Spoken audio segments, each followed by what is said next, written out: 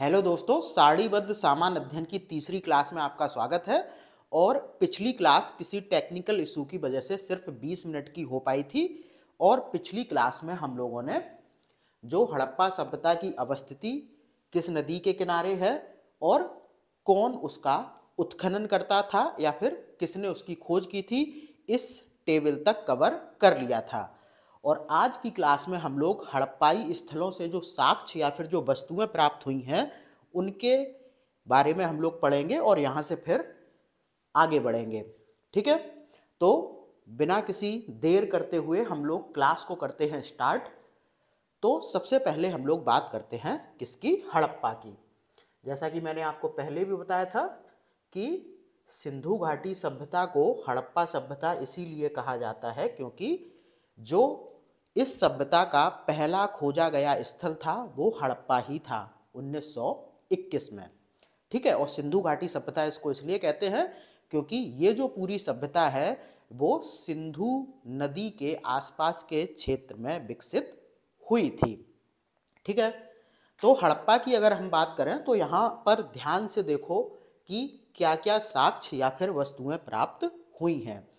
और एक चीज ध्यान रखना कि हड़प्पा सभ्यता के जो प्रश्न पूछे जाते हैं उनमें सबसे ज़्यादा जो पूछे जाने वाली चीज़ है वो यही है कि हड़प्पाई स्थलों से क्या साक्ष्य मिले हैं या फिर क्या वस्तुएं मिली हैं। ठीक है, तो हड़प्पा की अगर हम लोग बात करें तो यहाँ पर देखिए समाधान R37 मिला है। समाधान का मतलब होता है जहाँ पर कि शवों को दफनाया जाए। ठीक है, और क्या मिला है, देखो शंख का बना बैल।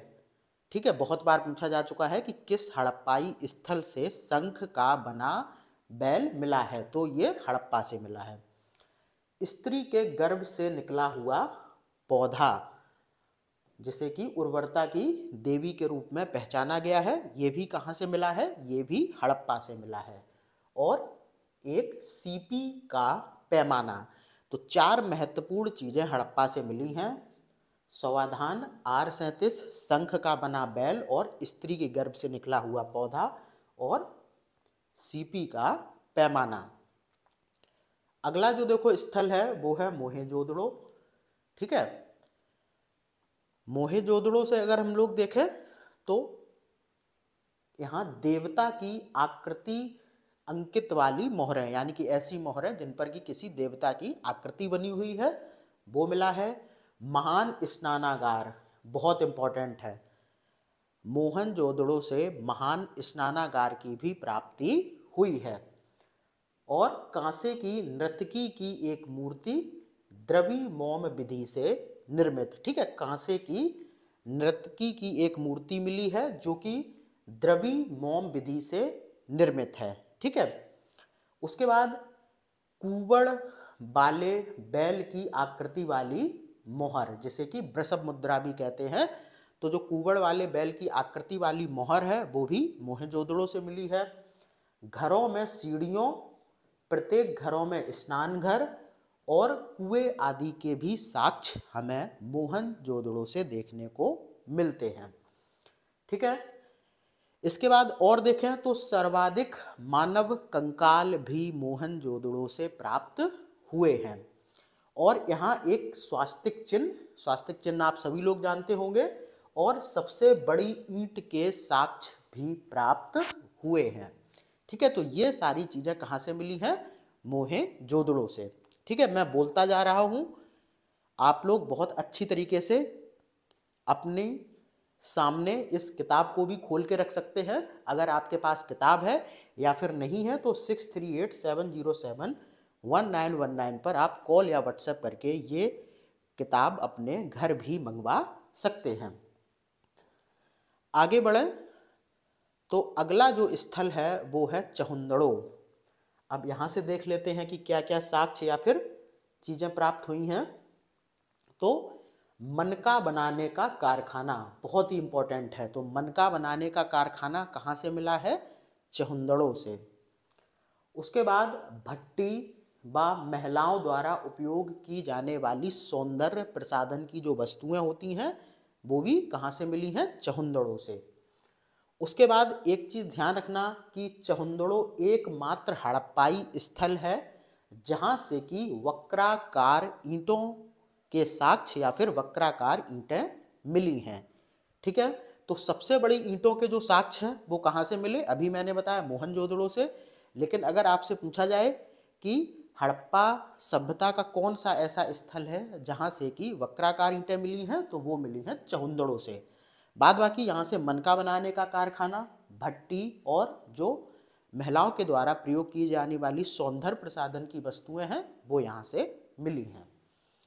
अगला लोथल बहुत ही ज़्यादा इम्पोर्टेंट है। इम्पोर्टेंट इसलिए है क्योंकि यह हड़प्पा सभ्यता का एकमात्र बंदरगाह शहर था। बंदरगाह आप सभी लोग जानते होंगे, पोर्ट। ठीक है, तो यहाँ से बंदरगाह यानी कि गोदीवाड़ा के साक्ष्य मिले हैं। हाथी दांत का पैमाना, हाथी के दांत का बना पैमाने के साक्ष्य मिले हैं। नाव का चित्र व मॉडल, ठीक है, इसके साक्ष्य मिलते हैं। चावल की खेती के साक्ष्य मिलते हैं। छोटा दिशा मापक यंत्र मिला है यहाँ से। और फ्रेंच कट दाढ़ी वाली एक मूर्ति भी कहाँ से मिली है, लोथल से। बहुत बार पूछा जा चुका है कि फ्रेंच कट दाढ़ी वाली मूर्ति किस हड़प्पाई स्थल से मिली है, तो वो मिली है लोथल से। उसके बाद युग्म समाधान, युग्म मतलब दो लोगों को एक साथ दफनाने के साक्ष्य मिले हैं। और अग्नि कुंड का प्रमाण मिलता है। तो लोथल से बहुत ही ज़्यादा इंपॉर्टेंट चीज़ें प्राप्त हुई हैं। मैं फिर से रिपीट कर देता हूँ। सबसे पहले तो ये हड़प्पा सभ्यता का बंदरगाह यानी कि गोदीवाड़ा था। यहाँ से हाथी दांत का पैमाना, नाव का चित्र और मॉडल, चावल की खेती के प्रमाण, छोटा दिशा मापक यंत्र, फ्रेंच कट दाढ़ी वाली मूर्ति और युग्म समाधान व अग्निकुंड के प्रमाण मिले हैं। कहाँ से, लोथल से। अगला देखो है कालीबंगा। तो यहाँ से देखो जुते हुए खेतों के साक्ष्य बहुत इंपॉर्टेंट है, बहुत बार पूछा जा चुका है। काली चूड़ियाँ, ठीक है, कालीबंगा का जैसा कि मैंने पहले भी बताया इसका अर्थ होता है काली चूड़ियाँ, और काली चूड़ियों का साक्ष्य भी यहाँ से मिलता है।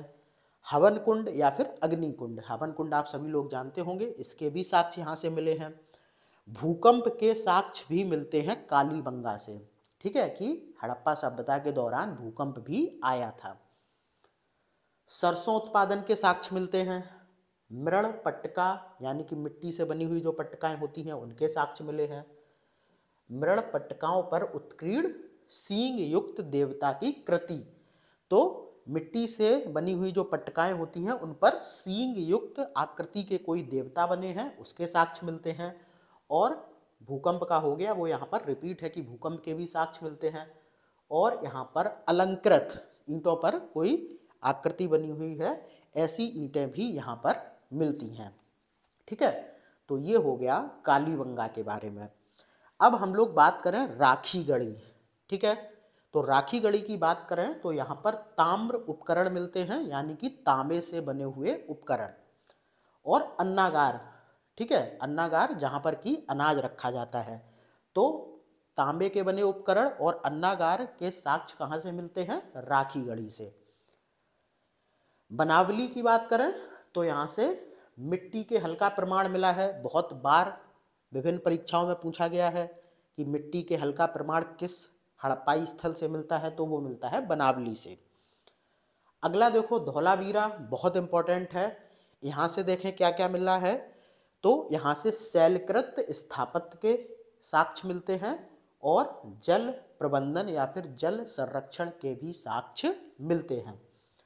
उसके बाद हड़प्पा सभ्यता का एकमात्र स्थल धौलावीरा है जहाँ से कि खेल के मैदान के भी साक्ष्य मिले हैं। क्वेश्चन में एक बार स्टेडियम दे के भी पूछा गया है, तो स्टेडियम आप समझ जाएंगे, खेल का मैदान। तो धौलावीरा से तीन चीज़ें, शैलकृत स्थापत्य के प्रमाण, जल प्रबंधन या फिर जल संरक्षण के प्रमाण, और एकमात्र स्टेडियम या फिर खेल के मैदान के प्रमाण मिलते हैं। अगला देखो है आपका रोपड़। तो यहाँ पर क्या मिला है, यहाँ पर मिली है तांबे की कुल्हाड़ी।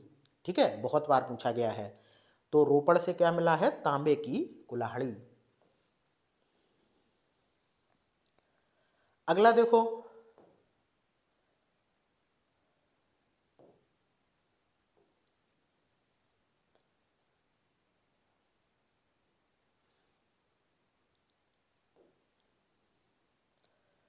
अगला देखो क्या कौन सा स्थल है, रंगपुर। तो यहाँ से धान की भूसी, ज्वार और बाजरा की फसल के प्रमाण मिलते हैं। तो रंगपुर से क्या क्या मिलता है, धान की भूसी के प्रमाण मिलते हैं और ज्वार व बाजरा की फसल के प्रमाण भी मिलते हैं। सुरकोटदा की बात करें तो बहुत ही इंपॉर्टेंट है, क्योंकि यहाँ से घोड़े की हड्डियों के अवशेष मिले हैं। जैसा कि आपको पता होना चाहिए कि पूरे सिंधु घाटी सभ्यता से कहीं भी घोड़े के हड्डियों के प्रमाण नहीं मिलते हैं, लेकिन सुरकोटदा एकमात्र स्थल है जहाँ से कि घोड़े की हड्डियों के प्रमाण मिले हैं। और क्या क्या मिला है, कलश मिला है, कलश समाधान मिला है, और तराजू के प्रमाण भी कहाँ से मिलते हैं, सुरकोटदा से। ठीक है, सनौली की बात करें तो बहुत इंपॉर्टेंट है, क्योंकि यहाँ से क्रमबद्ध रूप में 125 मानव समाधान प्राप्त हुए हैं। बहुत बार ये क्वेश्चन पूछा जा चुका है कि किस हड़प्पाई स्थल से क्रमबद्ध रूप में 125 मानव समाधान प्राप्त हुए हैं, तो वो हुए हैं कहाँ से, सनौली से। मांडी की बात करें तो यहाँ से भारी मात्रा में आभूषण मिले हैं। ठीक है, तो ये हो गए सभी हड़प्पाई स्थल। अब देखो, दो टेबल के माध्यम से आपने इनकी अवस्थिति को बहुत अच्छी तरीके से देख लिया। ठीक है, कि किस राज्य में है और किस नदी के किनारे है। इनके उत्खननकर्ता को देख लिया। ठीक है, और यहाँ से क्या क्या साक्ष्य मिले हैं, ये चीज़ें देख ली। और इन तीनों या चारों चीज़ों को जानने के बाद आप ये मान के चलिए कि 90% क्वेश्चन हड़प्पा सभ्यता से इन्हीं टॉपिक के इर्द गिर्द घूमते हैं। तो इन दोनों टेबल्स को बहुत अच्छी तरीके से तैयार कर लीजिए। लगभग 80 से 90% हड़प्पा सभ्यता आपका कवर हो जाएगा। ठीक है, उसके बाद अगली टेबल अपने किताब में या फिर स्क्रीन पर आप देखिए, तो यहाँ पर देखेंगे हड़प्पा सभ्यता के पतन से संबंधित विद्वानों के विभिन्न मत। तो मैं आपको एक चीज़ बताऊं कि हड़प्पा सभ्यता का पतन कैसे हुआ, इसके संदर्भ में विभिन्न इतिहासकारों के मत अलग अलग हैं। ठीक है, तो वो थोड़ा सा हम लोग देख लेते हैं कि कौन सा इतिहासकार हड़प्पा सभ्यता के पतन के पीछे क्या कह रहा है। तो गार्डन चाइल्ड और व्हीलर की अगर हम लोग बात करें तो इनका मानना था कि हड़प्पा सभ्यता का पतन बाहरी आक्रमण एवं आर्यों के आक्रमण से हुआ था। यानी कि किसी बाहरी ने या फिर आर्यों ने जब आक्रमण किया तो हड़प्पा सभ्यता का पतन हो गया। उसके बाद अगर हम लोग जॉन मार्शल, अर्नेस्ट मैके और SR राव की बात करें तो इन्होंने कहा कि बाढ़ की वजह से हड़प्पा सभ्यता का पतन हुआ है। ठीक है, उसके बाद ऑरेल स्टाइन या फिर अमलानंद घोष की अगर हम लोग बात करें तो इन्होंने कहा कि जलवायु परिवर्तन की वजह से हड़प्पा सभ्यता का पतन हुआ है। यहाँ से भी क्वेश्चन पूछे जाते हैं, तो इसको भी बहुत अच्छी तरीके से देख लीजिए। उसके बाद MR साहनी, तो इनका मानना था भूतात्विक परिवर्तन और जल प्लावन। ठीक है, यानी कि बहुत ज़्यादा पानी भरने से वही बाढ़ की स्थिति वाली बात MR साहनी भी कहते हैं। उसके बाद जॉन मार्शल की बात करी जाए तो प्रशासन शिथिलता के कारण इन्होंने हड़प्पा सभ्यता के पतन को माना है। KUR कैनेडी की अगर हम लोग बात करें तो इन्होंने प्राकृतिक आपदा यानी कि मलेरिया और महामारी का कारण बताया है हड़प्पा सभ्यता के पतन को लेकर। ठीक है, तो ये जितने भी प्रमुख इतिहासकार थे या फिर विद्वान थे और उनके जो मत हैं हड़प्पा सभ्यता के पतन के संदर्भ में, ये आप लोगों ने देखे। इसको भी बहुत अच्छी तरीके से तैयार कर लीजिए। उसके बाद देखो अगली टेबल क्या है, तो वो है आर्यों के मूल निवास के संदर्भ में विभिन्न मत।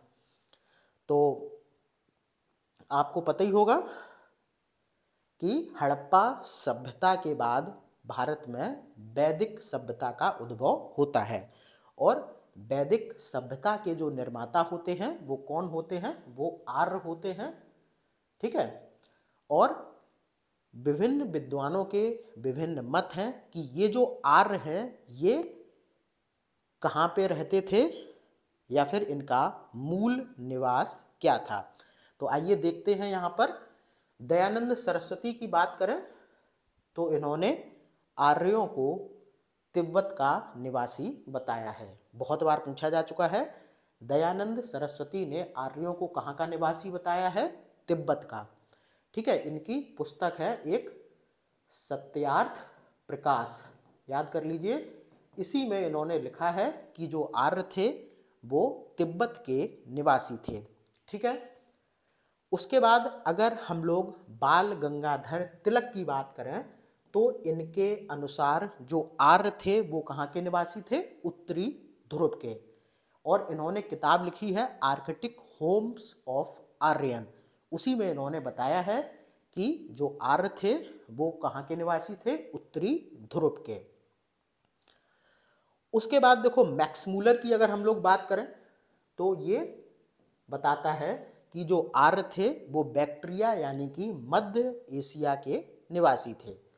और बहुत से जो लोग हैं वो मैक्समूलर के कथन को ही समर्थन देते हैं, या फिर आर्यों के मूल निवास के संदर्भ में जो सबसे ज़्यादा थ्योरी प्रचलित है वो मैक्समूलर की है कि जो आर्य थे वो वास्तव में मध्य एशिया के निवासी थे।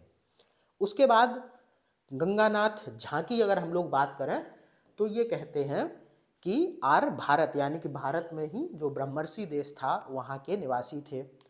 ठीक है, उसके बाद डॉक्टर अविनाश चंद्र दास की बात करें तो जो सप्त सैंधव प्रदेश था यानी कि सिंधु नदी के आसपास का जो क्षेत्र था उसको ही उन्होंने आर्यों का मूल निवास बताया है। ठीक है, इसके बाद नेहरिंग और प्रोफेसर गार्डन चाइल्ड की बात करें तो इन्होंने आर्यों को दक्षिणी रूस का निवासी बताया है। ठीक है, गाइल्ड इनकी बात करें तो इन्होंने कहा है कि जो आर्य थे वो हंगरी और जो डैन्यूब नदी यूरोप में बहती है उसकी घाटी में निवास करने वाले थे।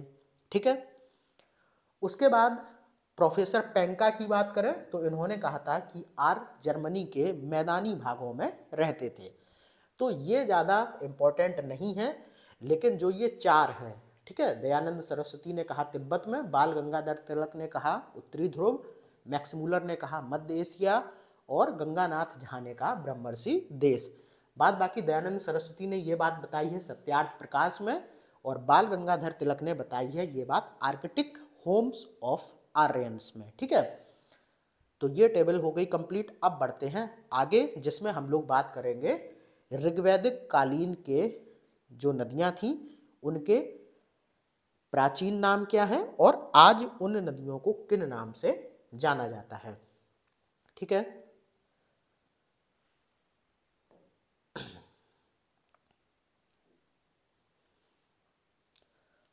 तो ऋग्वैदिक कालीन नदियों की अगर हम लोग बात करें तो वर्तमान में जो रावी नदी है उसे ऋग्वैदिक काल में क्या कहा जाता था? परशुनी। बहुत बार क्वेश्चन पूछे जाते हैं और यहाँ से क्वेश्चन मोस्टली मिलान के लिए आते हैं। ठीक है, सतलज की बात करें तो ऋग्वैदिक काल में इसको कहा जाता था सतुर्दी। चिनाब बहुत बार पूछा जा चुका है, इसको ऋग्वैदिक काल में कहा जाता था अस्किनी। ठीक है, झेलम को क्या कहा जाता था? झेलम को कहा जाता था बितस्ता। इंडस यानी कि आज भी हम सिंधु कहते हैं और तब भी इसको सिंधु ही कहा जाता था। ठीक है, आज हम इसको कभी कभी इंडस भी कहते हैं। उसके बाद ब्यास की बात करें तो इसे ऋग्वैदिक काल में क्या कहा जाता था? विपाशा। गोमल की बात करें तो इसे गोमती। काबुल की बात करें तो इसे उस काल में कुंभ या फिर कुंभा कहा जाता था। गंडक की बात करें तो इसे सदानीरा कहा जाता था और कुर्रम की बात करें तो इसे क्या कहा जाता था? कुमू। ठीक है, तो ये ऋग्वैदिक कालीन नदियां थी जिनके हम लोगों ने प्राचीन और वर्तमान नाम देखे। बाद बाकी ऋग्वेद में गंगा, यमुना और सरस्वती का भी उल्लेख मिलता है। ठीक है, ध्यान रखना ऋग्वेद में गंगा, यमुना और सरस्वती का भी उल्लेख मिलता है और सरस्वती को क्या कहा गया है? नदियों की माँ यानी कि नदीतमा कहा गया है, देवीतमा कहा गया है। ठीक है, सरस्वती को क्या कहा गया है ऋग्वेद में? नदीतमा या देवीतमा यानी कि नदियों की माँ। और ऋग्वेद में सरस्वती को सर्वाधिक पवित्र नदी माना गया है। ठीक है, बाद बाकी आपको पता होना चाहिए कि सरस्वती जो है वो आज एक विलुप्त नदी के रूप में है, यानी कि आज ये नदी आपको कहीं भी देखने को नहीं मिलती है। ठीक है, तो ये टेबल हो गई आपकी नदियों से कंप्लीट। अब यहाँ पर जो अगली टेबल आपको दिख रही है वो है ऋग्वैदिक कालीन संस्थाएं। तो ऋग्वैदिक काल में 3 संस्थाएं थीं। ठीक है, सभा, समिति और विदथ। तो सभा कैसी थी? वयस्क लोगों की संस्था, जो वयस्क लोगों से मिलकर बनती थी उसको सभा कहते थे। जो वृद्ध और कुलीन लोगों से मिलकर बनती थी उसको कहते थे समिति। ठीक है, अब देखो ये वयस्क लोगों की संस्था है, इसमें आम जन मानस के मुद्दे उठाए जाते थे, तो इसको आज की लोकसभा से कंपेयर किया गया है। ठीक है, तो बहुत बार क्वेश्चन भी पूछा जाता है कि ऋग्वैदिक कालीन किस सभा को हम लोकसभा भी कह सकते हैं, तो ये कह सकते हैं सभा को। ठीक है, उसके बाद जो वृद्ध और कुलीन लोगों की संस्था है वो कौन सी है? समिति। तो इसको हम लोग राज्यसभा कह सकते हैं। क्यों कह सकते हैं? जैसा कि आपने देखा होगा कि लोकसभा में अगर हम लोग चुनाव लड़ने की आयु देखें तो वो कितनी होनी चाहिए? 25 साल। और आपने राज्यसभा में देखा होगा तो वहाँ पर 30 होती है। और दूसरी सबसे बड़ी चीज़ होती है कि वहाँ पर आप ज़्यादातर चीज़ें देखेंगे, ज़्यादातर मेंबर्स को जो देखेंगे वो बहुत ही ज़्यादा एजेड होते हैं, बहुत ही ज़्यादा अनुभवी होते हैं। राष्ट्रपति भी 12 अनुभवी लोगों को विभिन्न क्षेत्रों से वहाँ पर नियुक्त करता है। ठीक है, तो इसीलिए सभा को क्या कहा गया? लोकसभा, क्योंकि इसमें आम जनमानस के मुद्दे उठाए जाते थे और इस सभा में कैसे वयस्क लोग होते थे। वहीं पर समिति की बात करें तो इसमें कैसे होते थे? वृद्ध लोग होते थे, कुलीन लोग होते थे। ठीक है, जो बहुत अच्छे कुल से आते हैं। ठीक है, तो इसको राज्यसभा से कंपेयर किया गया है। तो लोकसभा हो गई सभा और राज्यसभा से कंपेयर हो गया आपका समिति का। बाद बाकी जो ऋग्वेद काल की सबसे बड़ी और सबसे प्राचीन संस्था थी वो थी विदथ। ठीक है, खूब क्वेश्चन पूछा गया है कि लोकसभा की ऋग्वैदिक काल की सबसे बड़ी और प्राचीन संस्था कौन थी? तो ये थी विदथ। ठीक है, अगली टेबल देखिए, ऋग्वैदिक कालीन देवमंडली। तो यहाँ से खूब क्वेश्चन पूछे जाते हैं। इस किताब की एक एक टेबल जो है वो अपने आप में बहुत ही ज़्यादा महत्वपूर्ण है। इस किताब को ऐसे संकलित ही किया गया है कि जहाँ से विभिन्न परीक्षाओं में प्रश्न पूछे जाते हैं उन्हीं को यहाँ पर एक टेबल के रूप में तुरंत दे दिया गया है। तो ऋग्वैदिक कालीन देवमंडली की हम लोग बात करें तो यहाँ पर इंद्र, ठीक है, सबसे महत्वपूर्ण देवता थे। तो ये क्वेश्चन खूब पूछा जाता है कि पूरे ऋग्वैदिक काल के सबसे महत्वपूर्ण देवता कौन थे? तो वो कौन थे? इंद्र। इंद्र को ऋग्वेद में पुरंदर भी कहा गया है। पुरंदर का मतलब होता है किलों को ध्वस्त करने वाला। तो ये क्वेश्चन भी खूब पूछा गया है कि इंद्र को ऋग्वेद में क्या कहा गया है? तो इनको कहा गया है पुरंदर, यानी कि किलों को ध्वस्त करने वाला। ऋग्वैदिक काल के दूसरे सबसे महत्वपूर्ण देवता थे वो थे अग्नि। ठीक है, क्यों महत्वपूर्ण थे? क्योंकि अग्नि देवता का काम होता था कि जब कोई यज्ञ चल रहा हो और उसमें जब हम आहुति देते हैं तो ऐसा लोग मानते थे कि आहुति देने के बाद अग्नि का ही काम होता है उसे देवता तक पहुंचाना, उस आहुति को या फिर जो भी आप कामना करते हैं उस चीज को। ठीक है,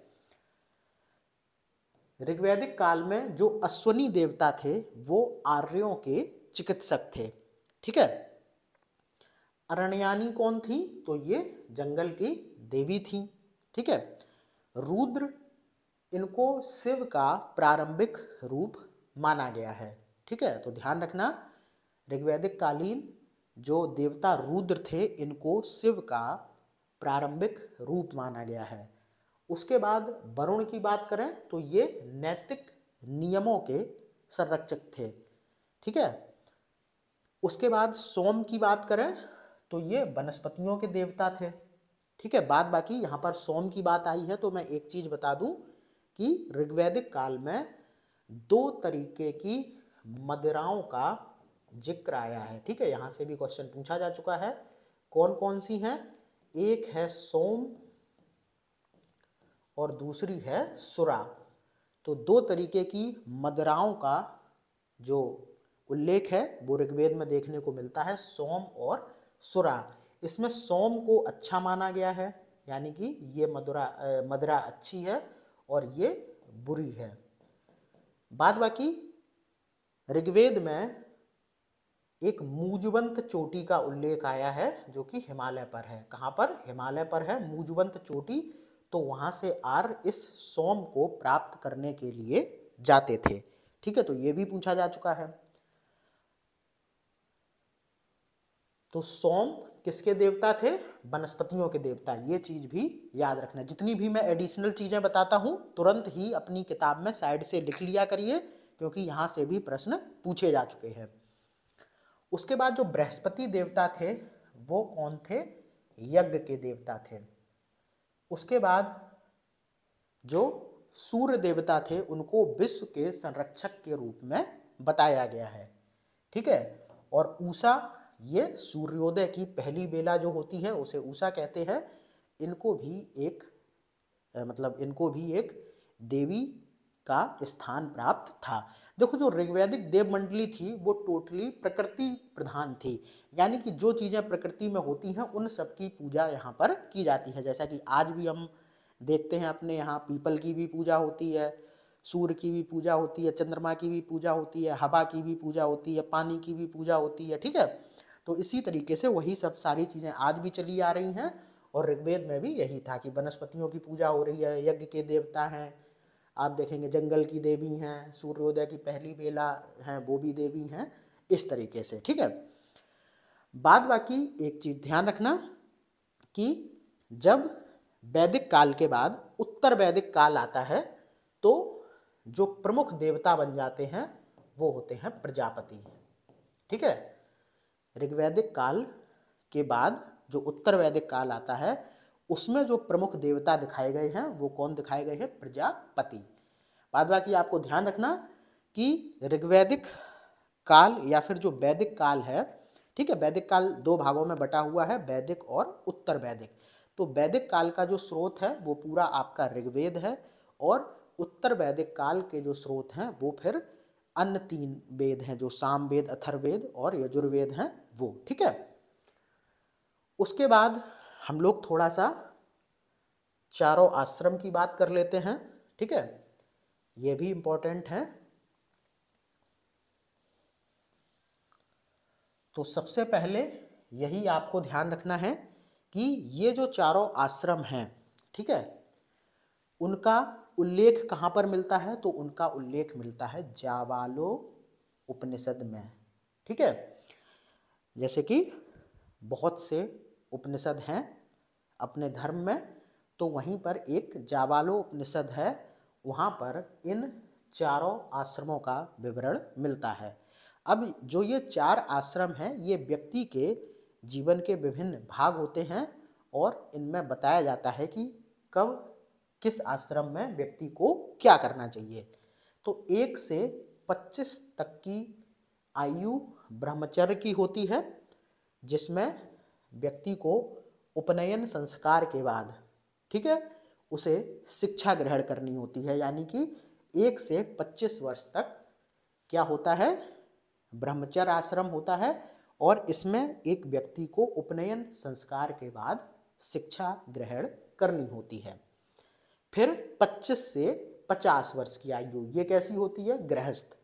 अब शिक्षा ग्रहण के बाद क्या होगा? विवाह करके व्यक्ति गृहस्थ जीवन में प्रवेश कर जाता है। ठीक है, तो ये जो आश्रम है ये 25 से 50 वर्ष की आयु का होता है। उसके बाद 50 से 75 की बात करें तो ये वानप्रस्थ आश्रम होता है, और इसमें क्या होता है कि जो व्यक्ति है वो गृहस्थ जीवन त्याग के सांसारिक मोह को त्याग के, मतलब सांसारिक मोह माया से दूर हो जाता है। ठीक है, लेकिन समाज से जुड़ा रहता है। और फिर आता है 75 के बाद संन्यास। ठीक है, इसमें क्या होता है, इसमें व्यक्ति सभी चीजों का यानी कि मोह माया से दूर हो गया, समाज से भी दूर हो गया, और फिर व्यक्ति क्या होता था, पूर्ण त्याग को धारण कर लेता था और ईश्वर को ध्यान करते हुए इस संसार को त्याग देता था। तो ये आपका हो गया संन्यास आश्रम। तो ये ध्यान रखना, चारों जो आश्रम की जो व्यवस्था है वो जाबालो उपनिषद में वर्णित है। 4 आश्रम हैं, ब्रह्मचर्य, गृहस्थ, वानप्रस्थ और संन्यास। क्या क्या है ये सारा मैंने आपको बता ही दिया।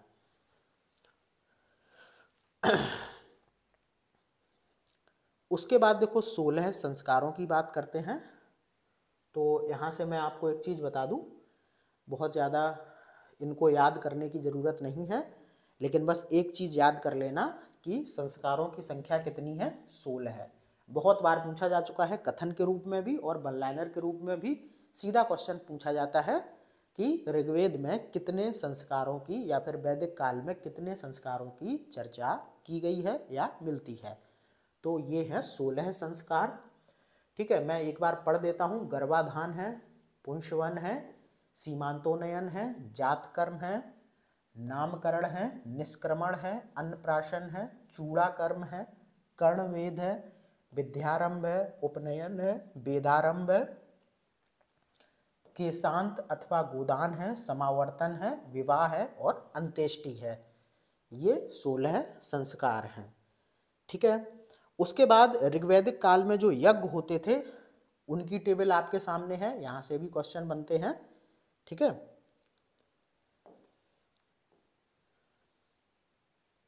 तो ये सारे यज्ञ होते थे ऋग्वैदिक काल में।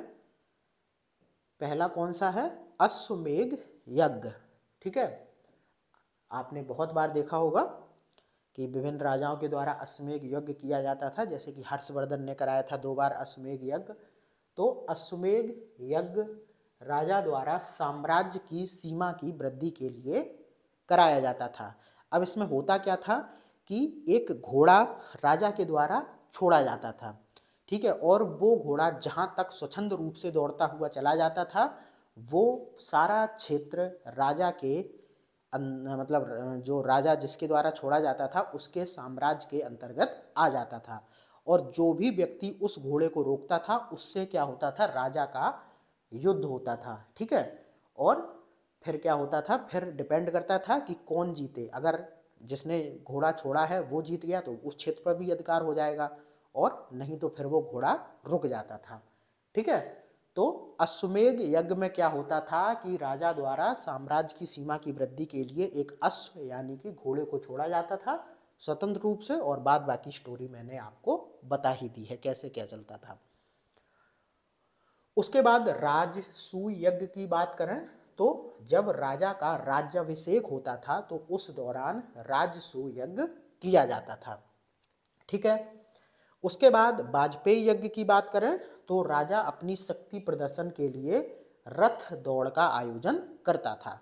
यज्ञ आप लोग समझ रहे होंगे कि जो अग्निकुंड बना के पूरा यज्ञ होता था और साथ में ये चीजें होती थी। ठीक है, उसके बाद अग्निष्टोम यज्ञ की बात करें तो पापों के क्षय और स्वर्ग को ओर ले जाने वाली नाव के रूप में इस यज्ञ को वर्णित किया गया है। सौत्रामणि यज्ञ की बात करें तो यज्ञ में पशु और सुरा की आहुति दी जाती थी। पशु जानते ही हैं, और सुरा जो अभी मैंने 2 प्रकार के मदिराओं की बात की थी, सोम और सुरा। तो इस सौत्रामणि यज्ञ में पशु और उस जो सुरा नाम की मदिरा थी उसका आहुति इसमें दी जाती थी। अगला देखो पुरुषमेध यज्ञ है, तो ये राजनीतिक वर्चस्व के लिए स्वस्थ एवं विद्वान पुरुष की बलि का प्रावधान था। ठीक है, पुरुषमेध यज्ञ में राजनीतिक वर्चस्व के लिए स्वस्थ एवं विद्वान पुरुष की बलि इसमें दी जाती थी। अब देखो जो ऋग्वैदिक काल में यज्ञ होते थे वो बहुत ही ज़्यादा ठीक थे, मतलब उनमें बहुत ज़्यादा पाखंड वगैरह नहीं था। लेकिन आप जो ये बलि देख रहे हैं ये सारी चीज़ें उत्तर वैदिक काल में देखने को मिलती हैं, जबकि व्यक्ति पूरी तरीके से भौतिकवाद की ओर भाग रहा था और वो यज्ञ में पशुओं की बलि दे रहा था। यहाँ पर देखो सुरा की आहुति दे रहा है, विद्वान और स्वस्थ पुरुष की बलि दे रहा है, जैसा कि आज भी हम देखते हैं। तो बहुत से मंदिरों में आप देखेंगे तो क्या वो वहाँ पर शराब चढ़ाई जाती है। तो वो सारी प्रथाएं जो हैं वो यहीं से चली आ रही हैं। लेकिन आप ध्यान रखना कि जो ऋग्वैदिक काल है उसमें ये सारी चीज़ें नहीं होती थी। बहुत ज़्यादा, मतलब बहुत ज़्यादा क्या, कुछ भी पाखंड नहीं था। लेकिन जैसे ही उत्तर वैदिक काल आता है तो लोगों में क्या होता है, जो लोलुपता का भाव है, जो लालच है, वो बढ़ता है। भूमि आप देखेंगे तो उसकी भी मांग बढ़ती है और भूमि का अपना महत्व हो जाता है, क्योंकि कृषि आरंभ हो जाती है। ठीक है, तो लोग भौतिकवाद की तरफ भागते हैं और फिर इस तरीके के आडंबर जो होते हैं, जो पाखंड होते हैं, वो आपको यज्ञों में भी देखने को मिलेंगे। और वही जो पाखंड और आडंबर हैं वो आज तक चले आ रहे हैं। ठीक है,